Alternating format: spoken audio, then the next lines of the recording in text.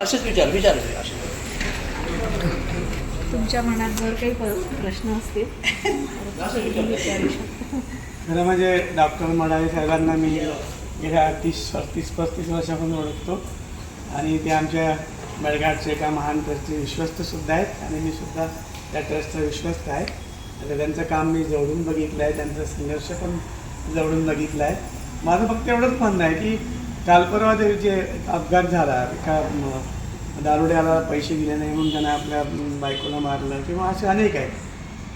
मला एक कुतूहल आहे खरं म्हणजे, तो याच्याशी काही रिलेटेड नाही, पण एक तुमच्याकडून जाणून घ्यायचं की हे म्हणजे सुरुवातीला जेव्हा यांचं लव्ह मॅरेज होतं तेव्हा ते काही मद्यपी नसतं, परंतु जेव्हा यांना सुंदर म्हणजे पत्नी मिळते, समजून घेणारी पत्नी मिळते, त्यानंतर हे लोक मद्याच्या कशा आहार करतात? हा प्रश्न खरं तर मला आहे. म्हणजे मी याचा चांगल्या पद्धतीने उत्तर देऊ शकते की एकतर दारू पिणं ही काही सवय किंवा असं गंमत म्हणून, म्हणजे कोणाला जेव्हा दारू सुरुवात झाली ना तेव्हा असं वाटत नाही की मी दारुड्या बनावं. पहिली एक गोष्ट आहे. आता दारू कुठे परिणाम करते हा सगळ्यात महत्वाचा मुद्दा आहे. तर दारू ही तुमच्या पूर्ण मेंदूवर परिणाम करते.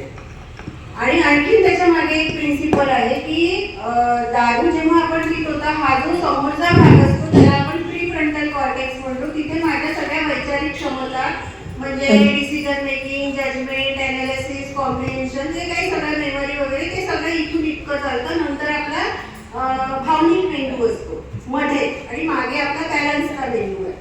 तर सगळ्यात पहिल्यांदा पोटात आणि जसं पोटात दारू गेली पण ती रक्तात पसरते आणि मग ती मेंदूवर परिणाम करते. तर यांचा जो पहिल्या मेंदूच्या भागावर तिथे परिणाम होतो आणि यांना समजणंच बंद होतं. सगळ्यात महत्वाचा मुद्दा हा आहे की आपण असं म्हणतो ना, म्हणजे आम्ही पण जेव्हा विचारतो तर म्हणतात नाही घरी खूप सांगितलं पण हा ऐकतच नाही. तर हे न ऐकणं हे सुद्धा त्या आजाराचं लक्षण आहे. हे नातेवाईकांनी लक्षात, तो का ऐकत नाही कारण त्याच्या डोक्यातच जात नाहीये, समजतच नाहीये त्याच्यावरती. म्हणजे आम्ही असं म्हणतो सायन्सच्या भाषेत इनहिबिट एक थर येऊन जातो, त्या सेन्सेशन पोचतच नाही. त्याच्यानंतर भावनिक मेंदूवर परिणाम होतो, तर भावना मरून जातात आणि इनबॅलन्स होतात. मग तो मध्येच रडतो, मध्येच शब्दात येतो, मध्येच कवटाळतो, म्हणजे हे सगळं ॲग्रेसिव्ह होतो. तर हा इमोशनल इम्बॅलन्स आहे. आणि नंतर मग बॅलन्सचा मेंदू, छोटा मेंदू, मग ते वाकडे तिकडे चालणं वगैरे आपल्याला माहिती आहे त्यांचे लक्षण. आता हा मेंदूवर परिणाम होतो हा मुद्दा झाला. आणि असं वारंवार जर तुम्ही दारू पित असाल तर तो ब्रेन तर पूर्ण कामातूनच जातो, म्हणून त्याला काहीच समजत नाही. आणि मग सगळे मानसिक लक्षणं म्हणजे भास होणं वगैरे हे सगळे बडबड करणे, रात्र जागणे, मारहाण करणे, डोमेस्टिक व्हायलन्स वगैरे हे सगळं होतं. आता डोपामिनवर येते. आता जेव्हा आपण एखादी मला आवडणारी गोष्ट करतो, मग ती कुठली असू द्या, मला ती गोष्ट छान वाटते, तर छान वाटणारी गोष्ट जेव्हा मी करतो तेव्हा मेंदूमध्ये डोपामिन नावाचं हार्मोन सिक्रेट होतं. मग ते छान वाटतं मला, मग कुठली पण, मग ते छान वाटतं. ते थोड्या वेळाने त्याची हार्मोन्स आहे ते थोड्या वेळाने त्याची लेवल कमी होते. कमी झाल्यामुळे मला परत ती वाढवावीशी वाटते आणि मग असंच दारू पिण्यातही होतं. ती लेवल कमी झाली की मला परत दारू प्यावीशी वाटते. सेरोटोनिन पण एक हार्मोन्स आहे. असे 3-4 प्रकारचे हार्मोन्स आहेत. पण डोपामिन हे 2 वेज काम करतं, ज्याला आम्ही प्लेजर प्रिन्सिपल म्हणतो. मग दारू पिल्यामुळे छान वाटतं, छान अनुभूती येते, छान उदासी भावना तयार होते, कॉन्फिडन्स वाढतो. लेवल कमी झाली की मला परत तसंच व्हावंसं वाटतं, कारण अल्कोहोलिक पर्सनॅलिटीज ही वेगळी असते, त्याचे काही काही गुणधर्म असतात. आता हा झाला विषय.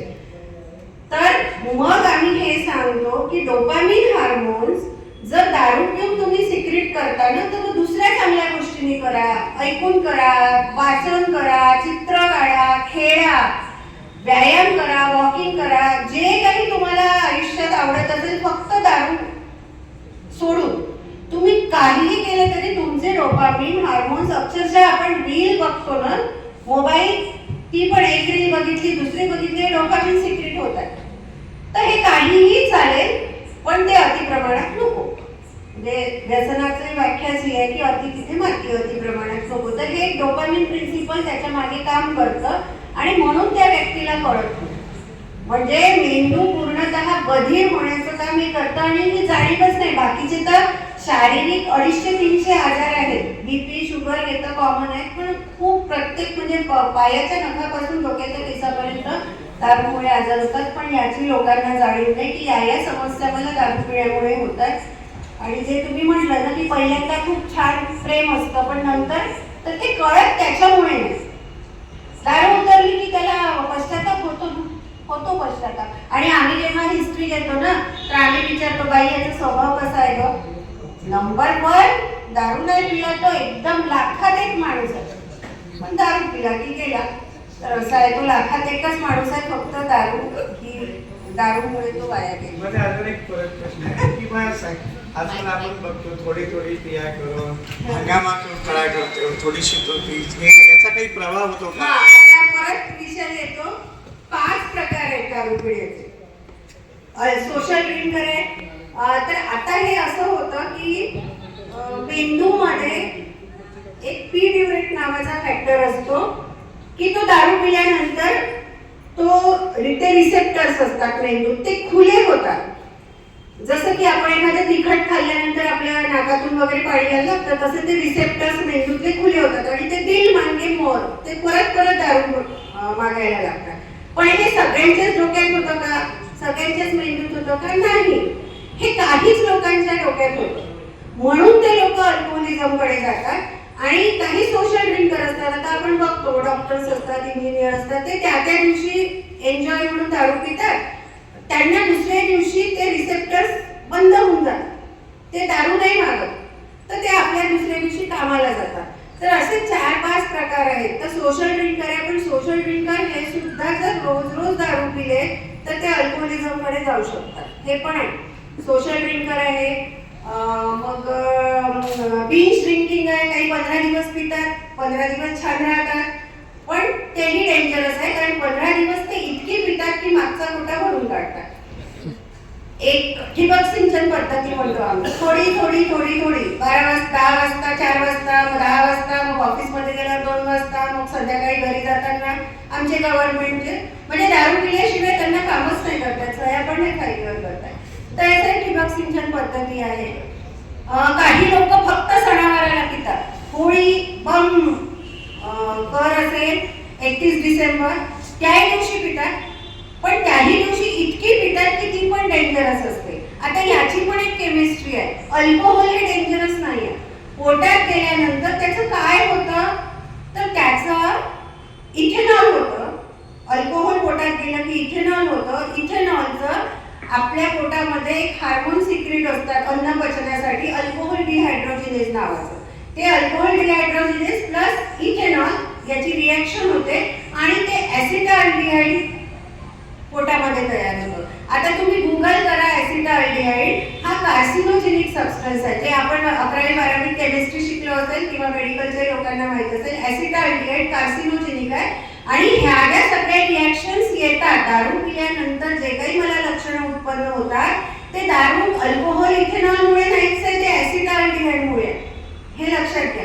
आणि तो पोटात ॲसिटाल्डिहाइड तयार झाल्यामुळे मग एखादा व्यक्ती कोमात जाऊ शकतो आणि कमी वेळात खूप जास्त दारू पिली तरी ती व्यक्ती इव्हन डेथ होऊ शकते. त्या क्षणी तो 2-2 दिवस झोपून राहतो. आमच्या घराच्या म्हणजे माझ्या सेंटरच्या बाहेर दसऱ्याला 2 दिवस माणूस झोपला होता.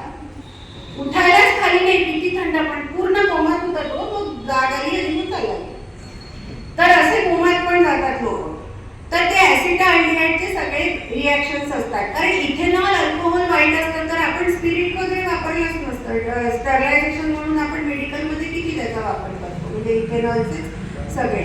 तर हे म्हणजे खूप डीप विषय आहे, गहन विषय आहे.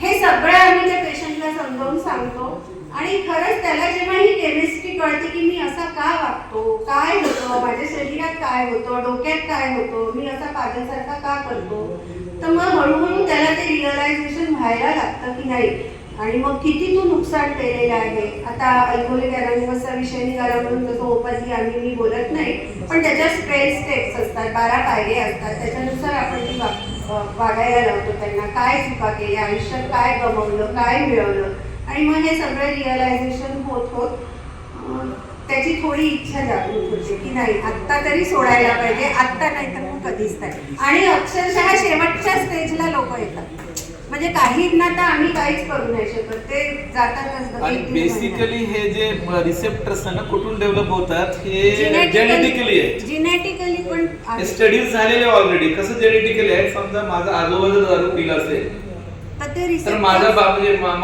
पिले, बाबा म्हणजे आजोबाने सुरू केले, बाबामध्ये रिसेप्टर निर्माण झाले, माझ्यामध्ये रिसेप्टर झाले, आणि माझ्या मुलामध्ये लवकर ते रिसेप्टर होते, आणि मग माझ्या मुलाला जास्त दारू लागली.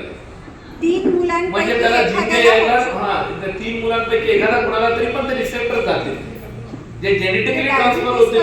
दिस इज द नोन थिंग, म्हणजे दिस इज द सायन्स. पण हे सायन्स पण समजून घ्यायला पण कठीण आहे. एका पिढीपासून दुसऱ्या, जसं डायबिटीस आपल्या आई बाबांना 50-60व्या वर्षी झाला, डिटेक्ट झाला, पण आपल्याला 30व्याच वर्षी होतोय. का बरं? कारण डिसीजची हीच कन्सेप्ट आहे, एका पिढीपासून दुसऱ्या पिढीपर्यंत तो लवकर येतो. तर तसा हा अल्कोहोलिझमचा पण आजार.